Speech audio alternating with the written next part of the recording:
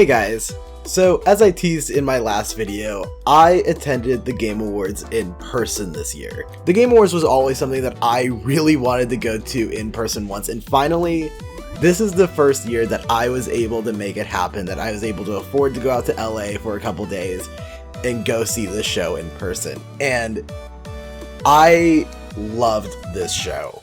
I wanted to do a bit of a bigger video, bit of a vlog kind of stuff, but I've been kind of editing through it. I don't really have enough footage for a whole vlog, so I decided, you know what, how about I instead just talk a bit about my trip, the Game Awards experience, and also just my opinions of what was announced at the Game Awards and some of the awards given.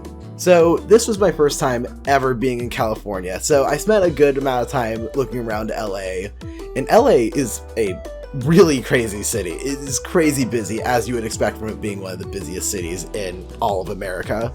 I was staying pretty close to the Game Awards, and when the day came, there was a whole booth outside. I didn't get any footage of it because I was expecting it to still be there after the show, but there was this Diablo 4 booth that I assumed that what they were doing was having game demos inside the booth.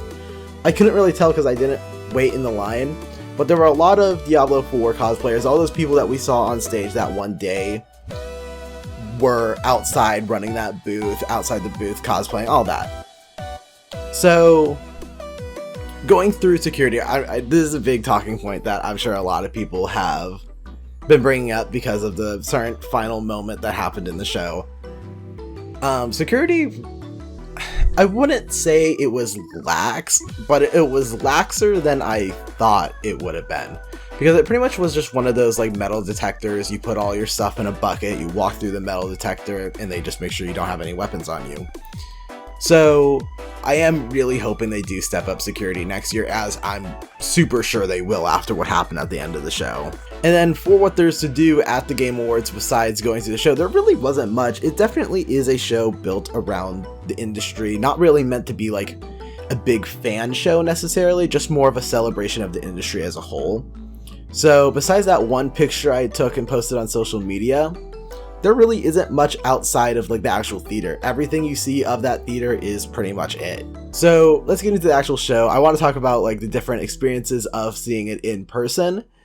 One of the coolest things, in my opinion, is hearing that crowd reaction, because on stream they do quiet it quite a bit, and I actually went back to a certain amount of clips, and the audience that you hear cheer, it's hard to really tell what the crowd is really feeling, because I remember I went back to two specific moments, one of which being the announcement of the Fire Emblem DLC, which we'll get into the announcements in a second, but the Fire Emblem DLC, I remember that crowd being pretty angry over that. But going back to the original stream, it doesn't sound that bad, but it was pretty bad. But, you know, let's get into the announcements. I want to talk about my opinions on some of the stuff they showed, because one of the coolest things about this show was seeing these games get revealed live. And I want to start off with my favorite announcement of the show, the biggest surprise to me being Hades 2. This game surprised the heck out of me. I was not expecting a follow-up to Hades this soon at all, especially since Hades just came out 2 years ago at this point. But what they've shown of this game looks incredible. They have a female protagonist, which I believe is Zagreus' sister. I think that's how it is in mythology. I need to look it all back up. I'm pretty sure it's Zagreus' sister, though. They have a kind of a new setting, a new perspective on like the reason that you're going through this loop. It seems like Zagreus' sister is more in favor of Hades, and it seems like the whole story is about going after Kronos, as they name drop him a few times. But yeah, I'm really excited for this game. This game looks incredible. I can't wait to play it, especially since it comes out in early access next year. Sign me up. I'm so excited for Hades 2. The next thing I talk about is the Mario movie clip, which I already made one video about the Mario movie, but I just want to say, the more we see of this movie, the more I am just impressed with it. The more confident I am that they are handling this series correctly in a movie form. And like, even just hearing the music, the amount of different Mario songs played in that 2-minute clip is insane. And then even seeing like small little references like the Mario 3D World run cycle for 2 seconds. And then even like a Paper Mario character being name dropped out of nowhere. I don't know. I'm so excited for this movie. It comes out in April. I think this might be one of the best video game movies ever. And we can get on to the next Nintendo announcement being Bayonetta Origins, which this was kind of teased. If you played Bayonetta 3 to 100% completion, you knew that there was a demo for this in the game. We didn't super know if this was going to become its own standalone thing, or if it was going to be a DLC, but it is cool to see that it is going to be its own thing. I am not super convinced it's going to be worth the $60 price tag yet. I think we might just have to see more of it, but either way, this is a really cool thing, especially to see so soon after Bayonetta 3. Another announcement that I was incredibly excited for was Earthblade. Celeste is one of my favorite indie games ever made, so I've been eagerly awaiting any news on the team's next game. I've been following their social media, seeing all the tiny little bits that they've been posting. And Earthblade, what they showed was not a whole lot, to be completely honest, but what they did show looks great. It doesn't look like it's going full Metroidvania. It looks like it's going to be like a mix between an action game and a Metroidvania, which, I don't know, any kind of Metroidvania with the style of Celeste's movement sounds so good. I can't wait for this. It's going to be a bit before we get to play it, saying it's going to be releasing in 2024, but I can't wait for this. And then I'll talk about the Fire Emblem announcement a little bit too. I want to talk about Fire Emblem Engage because I am incredibly excited for this game, but the handling of this DLC is horrendous. I hate them releasing announcements for a season pass before a game even comes out. There are some games that I give a pass to, like Xenoblade. Their season passes are basically just a side game. So I don't mind them announcing that they're going to do something like that for Xenoblade because I always know every time they do it, it's worth it. The fact that they're doing day one DLC for something as trivial as bringing in these three houses characters to play it, I'm just not a big fan of it. I'm sorry. I am probably going to pass on this DLC. This, honestly, I wish Nintendo just didn't do this. I love Fire Emblem. I'm really excited for Engage. I'm not a fan of how they're handling this DLC. I would be a fool to not talk about this, but Armored Core 4 was announced. And I'm not very big into FromSoft as a studio. I really highly respect them. I respect what they do. They've just never made games that I have enjoyed personally. But this is definitely one of the biggest announcements of the show. From what I could gather, it seems like Armored Core has just been a dead series for a good while. So it's cool to see it come back. And then the last announcement, the only thing that I've posted a video reaction of because it's the only one that I really have a good shot of, is Death Stranding 2.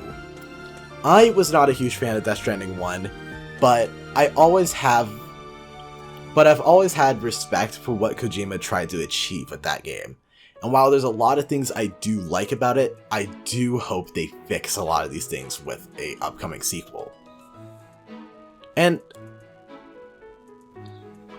so it's really cool to see that Kojima got greenlit for a follow-up to this game. And of course, before I even made this video, they just announced that they're doing a Death Stranding movie, which I don't know if that's going to come out before DS2 or after, we'll see.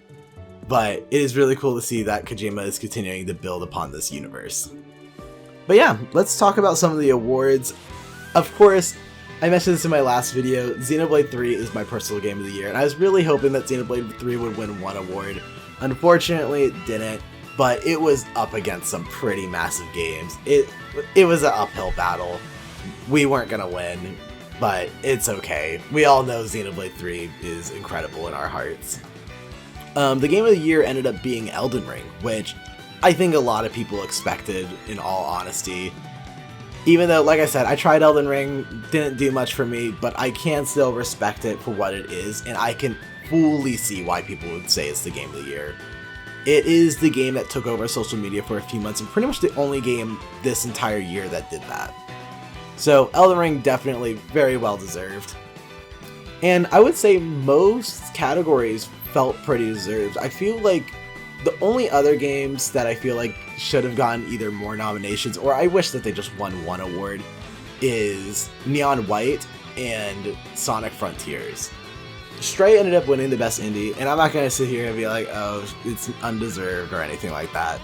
But I just love Neon White. I wish Neon White just got more recognition at the awards, but it's okay. It's fine.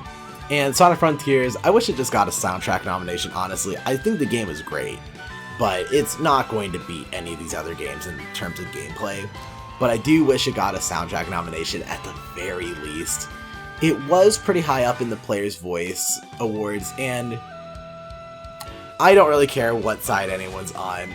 But I think even no matter if you were a Genshin or a Sonic fan, I think both sides are freaking capping if they think that wasn't slighted in some way. Either of those two beating games like God of War, Elden Ring, these incredible games.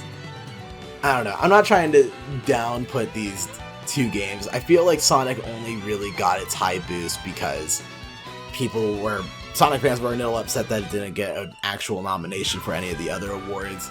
And then Genshin fans, they wanted their free currency. I don't know. In my opinion, I just really hope Jeff Keighley redoes this entire category next year, because I just feel like how it was handled this year was incredibly poor. And it's not even about what won. It's just kind of clear that it just wasn't fair, really. I don't know. I don't know. I hope that Jeff Keighley just rethinks this award for next year. But besides that, yeah, I was pretty happy going through the Game Awards in person. I don't know if I'm going to go in person again, because it is a pretty expensive trip, all things considered. But I am really glad that I went to go and do this once. Anyways, that's all I have for you guys. Hope you guys have a good rest of your day, and I'll see you in the next one.